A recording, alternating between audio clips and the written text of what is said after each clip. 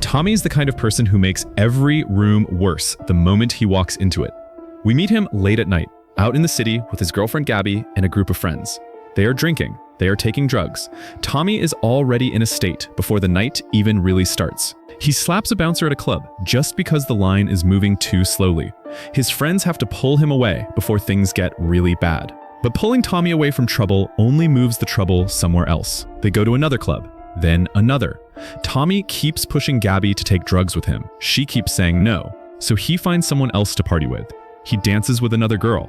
He kisses her right in front of Gabby. When Gabby grabs the girl by the hair and drags her away, Tommy just laughs. Her jealousy entertains him. That is the kind of person he is. By the end of the night, the rest of the group heads home in a cab. Tommy refuses. He wants to keep going. So he stays on the streets alone, bothering strangers, urinating on a bus stop, stumbling from one club to the next. He is a mess. A loud, selfish, completely out of control mess. And nobody is stopping him. Until a car pulls up slowly behind him in the dark. The driver steps out, and Tommy, too far gone to even notice what is happening, gets taken. Now we meet the man behind the wheel. His name is Chris. He is calm. He is organized. He is the kind of person who thinks everything through very carefully before he acts. We see him sitting across from a woman named Reena at a restaurant. He asks her questions. He needs her to sign a contract before she can start work. She will be his cleaning lady 2 days a week. The next morning, Reena arrives at Chris's house. Before she can even say good morning, Chris is scanning her with a metal detector.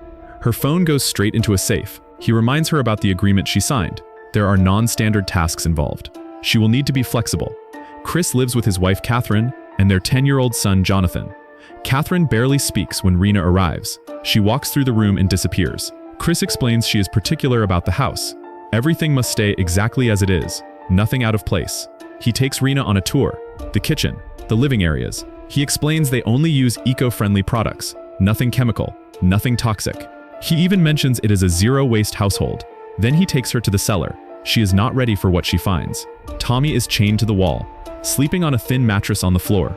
The sound of jungle animals plays on a stereo in the corner. Reena steps back immediately. She wants to leave. She wants nothing to do with this. But Chris is very calm as he explains. Tommy is sick. He is going through something difficult. They are trying to help him get better. And then Chris mentions something else. He has run a background check on Reena. He knows about her visa. He knows about the removal order on her file. He has a friend at the home office who could make things very difficult or very easy for her. Reena stays. When Tommy wakes up and sees Reena, he begs her for help. She keeps her head down and walks upstairs without a word. That evening, Chris brings food down to the cellar. Tommy throws it on the floor. He pulls at the chain so hard it nearly chokes him. He screams threats at Chris. Chris steps just out of reach, waits for Tommy to tire himself out, then helps him into bed. Then he goes upstairs and sits down at the dinner table with his family like nothing happened. Jonathan asks whether Tommy liked the food. Chris says yes. The next morning, Chris plays videos for Tommy on the TV in the cellar. Clips taken from Tommy's own social media. A car crash that Tommy filmed and laughed at. A long list of crimes he committed on camera without a second thought. Tommy just laughs again. Nothing lands. Nothing gets through. He is not ready to feel anything yet. But Chris is patient. He has done this before. The days pass slowly in that cellar. Tommy tries everything. He pulls at the chains until his wrists are raw. He kicks at the walls. He tests every limit he can find. One afternoon, he accidentally knocks over his own waist and covers himself in it. That is the moment Catherine finally comes downstairs. It is also the moment Tommy throws his soaked clothes at her and jumps on Chris, wrapping the chain around his neck. Chris tells Catherine to go upstairs. The moment she is out of sight, he fights back, hard, and Tommy loses. Later, Chris comes back down with a suitcase and opens it slowly. Inside, a collection of weapons, pepper spray, a baton. He sprays Tommy in the face and beats him, saying the same 2 words over and over. Reena comes back 2 days later and cleans the cellar without speaking. Tommy calls her out for ignoring him. She tells him there is nothing she can do. When he hears her accent, he starts insulting her. He pushes and pushes until she cries. Chris walks in, sees what has happened, and tells Tommy to apologize. Tommy refuses. Then he looks at Chris walking toward him, and something shifts. He backs down. He says he will not do it again. It is the smallest step, but it is the first one. From there, very slowly, things begin to change. Chris offers Tommy a chance to come upstairs and watch a film with Jonathan. Tommy is chained to the ceiling of the living room, holding a bowl of popcorn like it is the most normal thing in the world. They watch a movie together, a sad one, and somewhere in the middle of it, Tommy starts crying. He does not know what to do with that feeling.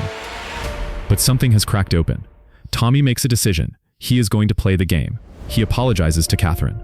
Not a quick sorry, a long, careful, thoughtful apology. He uses her own language. He says all the right things. Catherine hesitates, then accepts it. Chris says he is proud of him. The next day, Catherine brings Tommy a pair of glasses. He insists he does not need them. Then he puts them on and sees the world clearly for the first time in a long time. He starts reading, slowly at first, then more. He does not understand all the words, but he keeps going.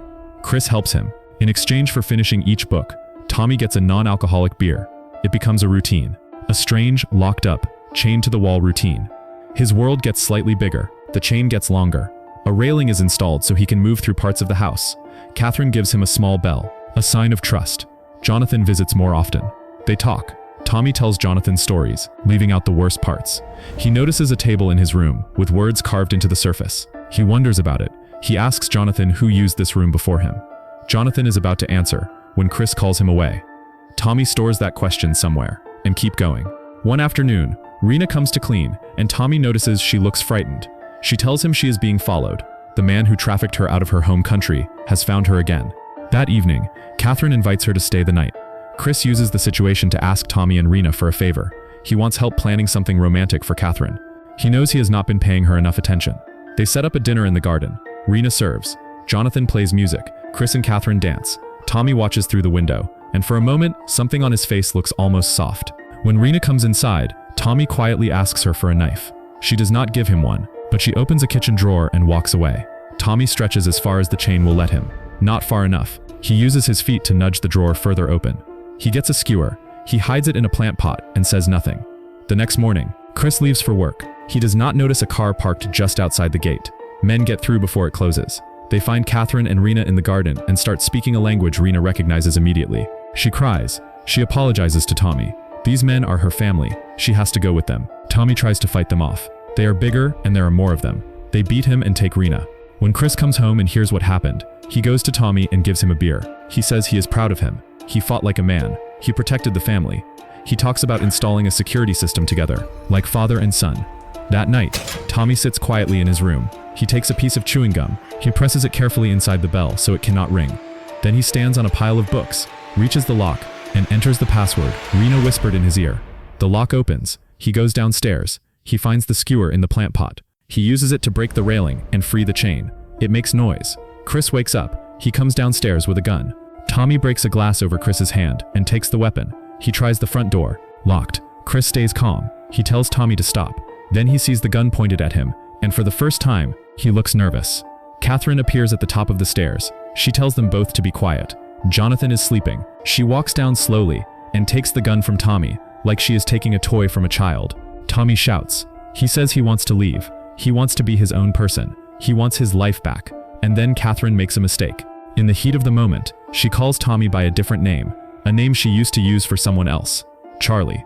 Tommy goes still. He looks at the table in his room, the words carved into the surface. He thinks about all the questions Jonathan could not answer. He understands now. Charlie was here before him.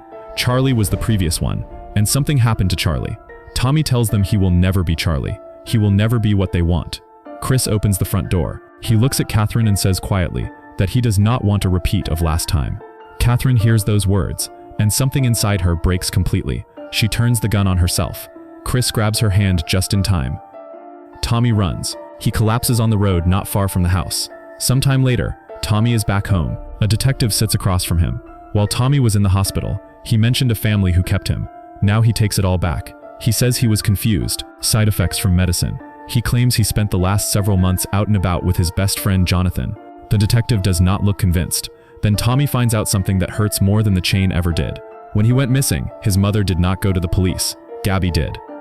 That night, Tommy goes looking for Gabby at the clubs. He finds her. She is not the same person he left. She has fallen deep into addiction. She holds on to him when she sees him.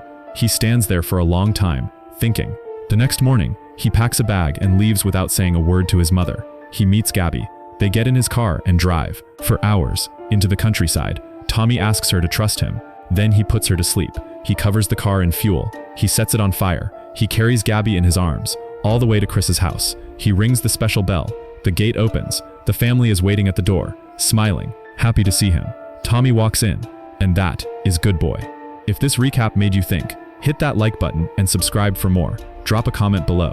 Do you think Tommy made the right choice at the end? We will see you in the next one.